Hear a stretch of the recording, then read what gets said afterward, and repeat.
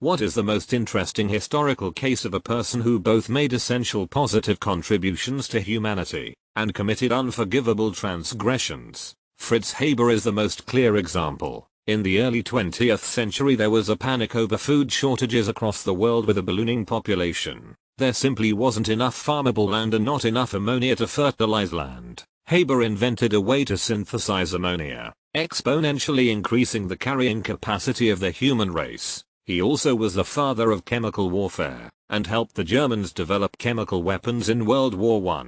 His wife was so ashamed that he had brought that evil into the world that she committed suicide in his backyard. He left his 12-year-old son at home and went to work with his wife's corpse in the backyard. Haber was German and Jewish. In World War II, one of his chemical pesticides, Zyklon A, was modified to create Zyklon B, the gas used during the Holocaust. Haber died in 1934, but Zyklon B was almost certainly used against his family. Alfred Nobel had a similar legacy. He was the first one to synthesize nitroglycerine, which is an incredibly useful heart medication and industrial explosive for things like mining, clearing land for roads and buildings, etc. It's also the basis of most modern wartime explosives. Fun fact: he actually created the Nobel Peace Prize out of shame for how many people his invention killed. He didn't want to be remembered as the guy who created such a horrible weapon, which actually worked, partly because his invention wasn't named after him,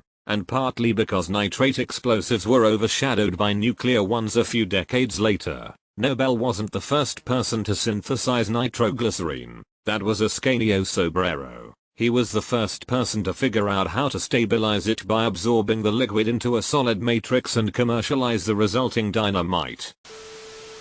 Fr. Bartolomé de las Casas, Spaniard who wrote of the awful treatment of the indigenous people of the New World, and suggested that they stop enslaving them and replace them with African slaves. He was so close, and yet, so far.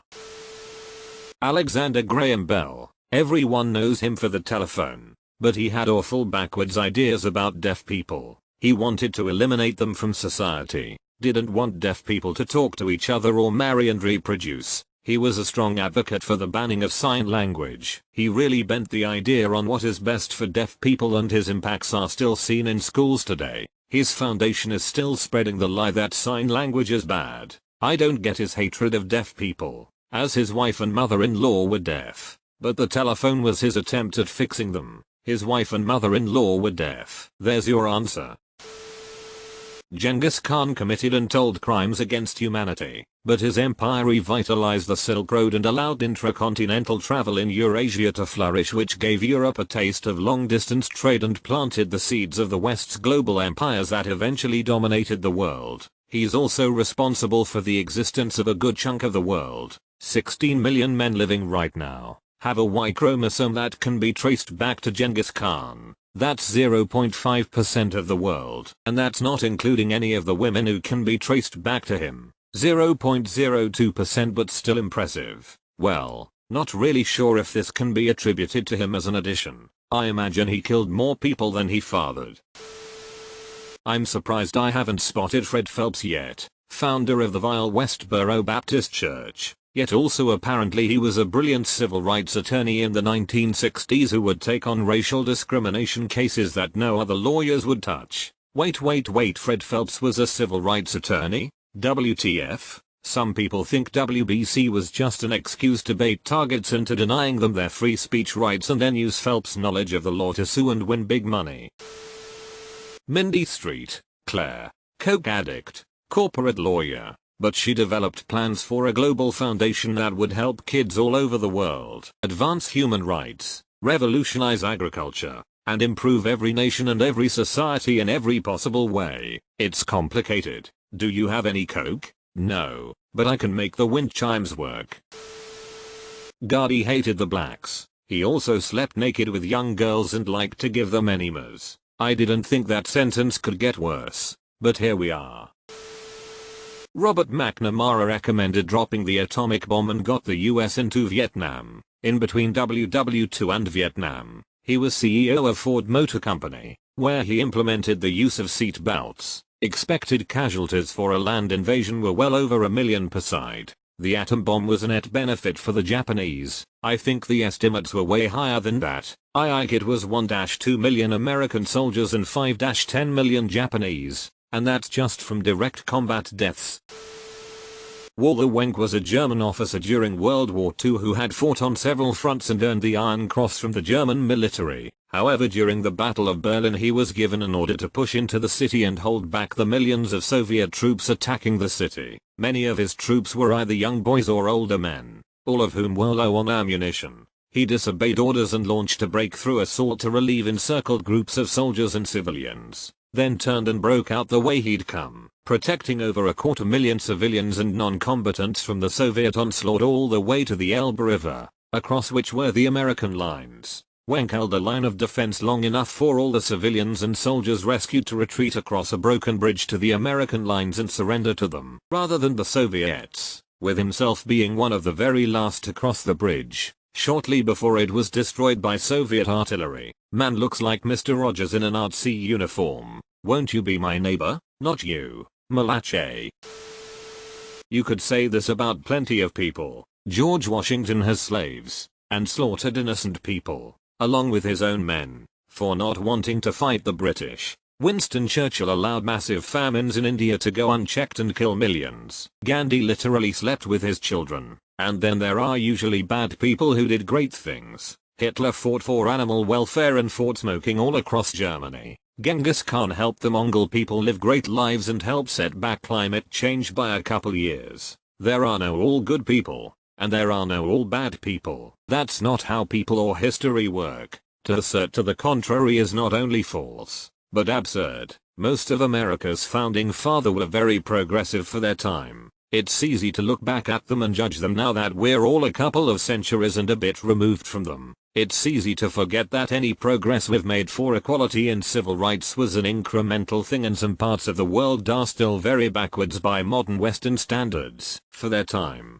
The funny thing is that this works both ways. If we shouldn't bring their negative aspects into today's world because it was progressive at the time, we need to do the same thing about positive aspects. Whatever intentions they had are not good because it's what the founders wanted when discussing today's issues. At the end of the day, they have been dead for 200 years and their opinions have no weight to today's issues. If we aren't going to apply today's standards to their opinions, then we also shouldn't use their opinions to solve today's problems.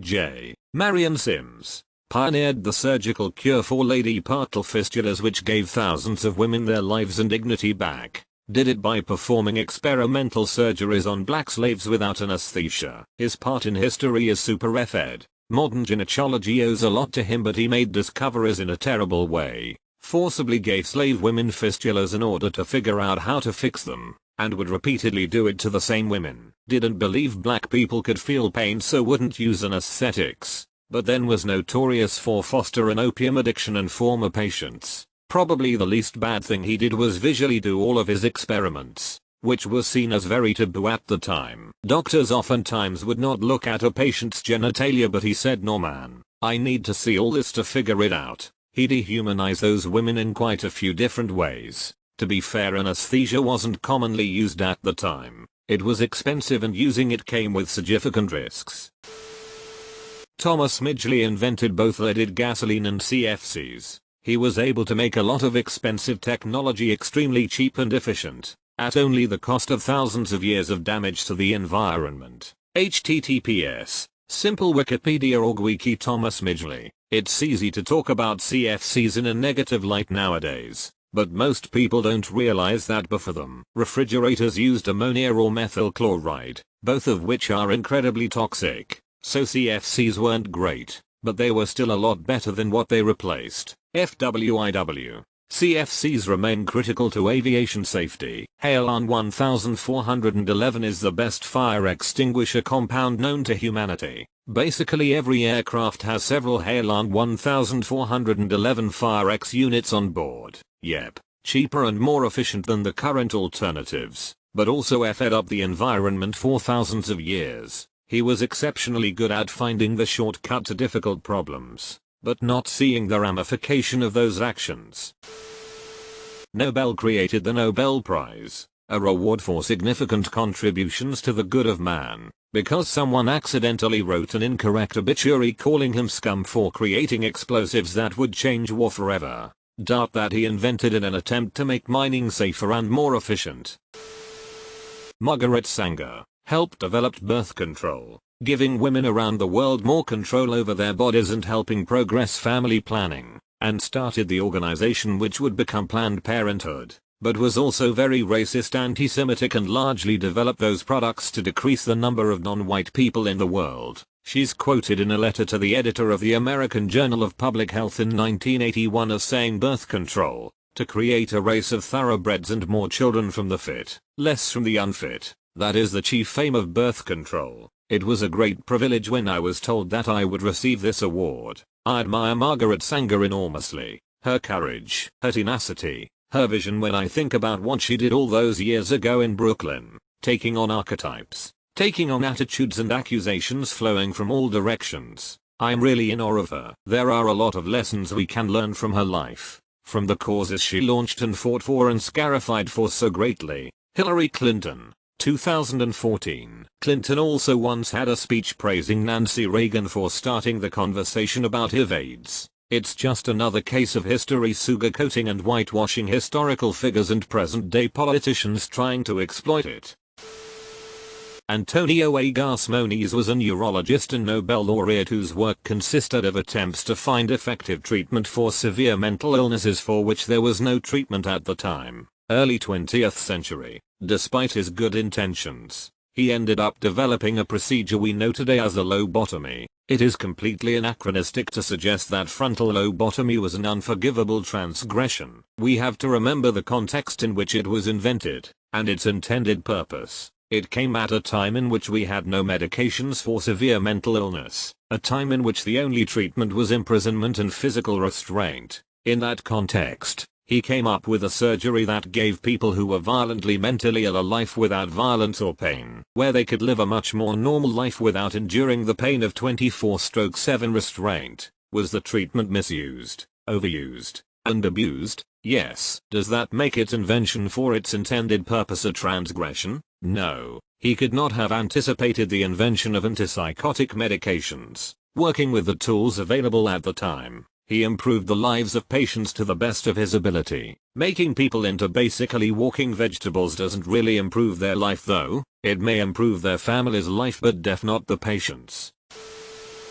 Dr. Samuel Mudd, a Civil War era doctor who aided John Wilkes Booth in his escape through the South. Before Booth assassinated Abraham Lincoln, he conspired with him during his initial plan to kidnap the president. After the assassination, he treated Booth's injuries from the attempt, housed him for a day, then warned them that the authorities were onto them so they could escape. After being arrested and sentenced to life in prison, he helped curb a yellow fever epidemic in the prison that he was incarcerated in.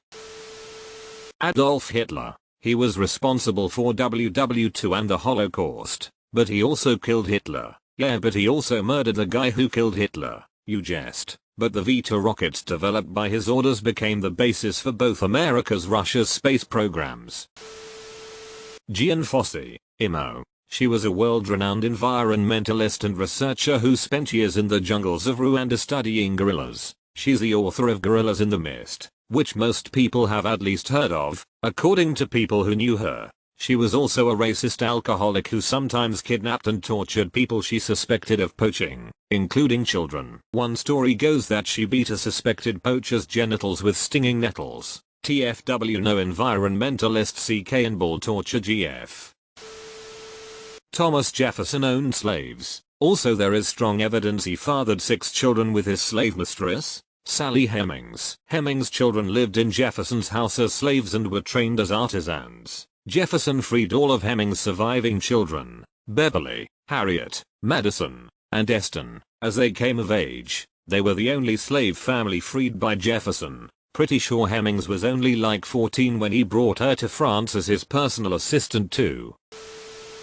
Mother Teresa. She was known for her work helping the poor and sickly, but she was also known to have dubious ties to shady people who bankrolled her efforts. She was also known to forcibly convert patients on their deathbeds under the guise of spiritual blessings. You forgot the worst part. She denied medical attention for those under her care, saying it's God's will. but she used funds to have surgery which prolonged her life. Not to mention that, even knowing that overpopulation was a huge problem among the poor, she still held with the birth control is evil party line. William Temple Hornaday was one of the first people in America to push for preserving wildlife by keeping it alive, instead of killing it to stuff and put in a museum. He may have been instrumental in saving the American bison from extinction. He also put a black man in his zoo. Hornady like the ammo company? A little late to the party, but here goes anyway. Thomas Midgley is what comes to my mind. In the 30s, refrigerators used dangerous chemicals such as propane and ammonia, which caused several accidents when leaked. Thomas Midgley developed a replacement called Freon, which saved lives and advanced science further. 50 years after his death, the scientific community discovers that Freon had been tearing holes in our ozone layer, causing irreparable harm. He also had a major role in the adoption of leaded gasoline. Dude was a living monkey paw.